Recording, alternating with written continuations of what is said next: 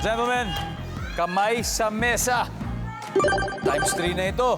Top 4 answers are on the board. Kapag malapit na ang junior-senior prom, ano ang pinoproblema ng mga estudyanteng lalaki?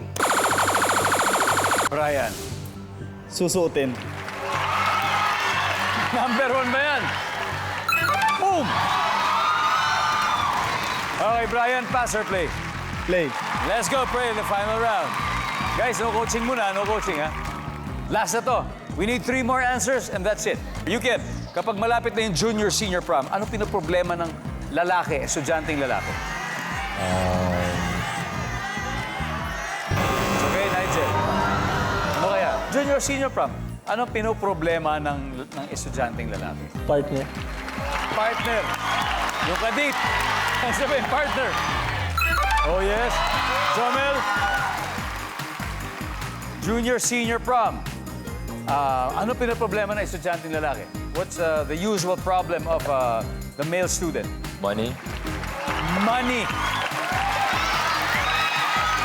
Lalo na sa Pilipinas, may ambagan pa. Survey says... Wow. Isa na lang. Oh, Brian. So, kapag malapit na yung junior-senior prom, ano madalas sa pinoproblema ng lalaki? Sapatos. Sapatos. Iba pa sa damit yun eh. Kasi dapat medyo makintab, balat, magandang sapatos mo, di ba?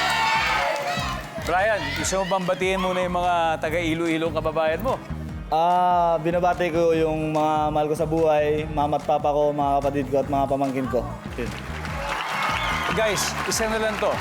Sabi sapatos, palagay nyo. Pasok kaya sa sapatos kaya. Hindi, kasi kasama na sa Kasama na damit, sa damit eh, Yes, no? kapag sabi susuotin, syempre, pangkalahatan na yun. Kalahatan na yun. O sige, tignan natin.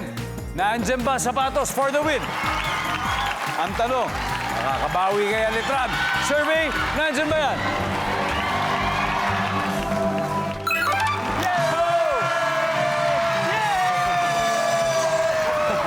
Ang ating final score, San Beda Red Lions, 402 points. Letra Knights, 162. Guys, very close, ha? Very good game, Elijah, Nat. Montik na, Luis, mag-uwi pa rin kayo ng 50,000 pesos.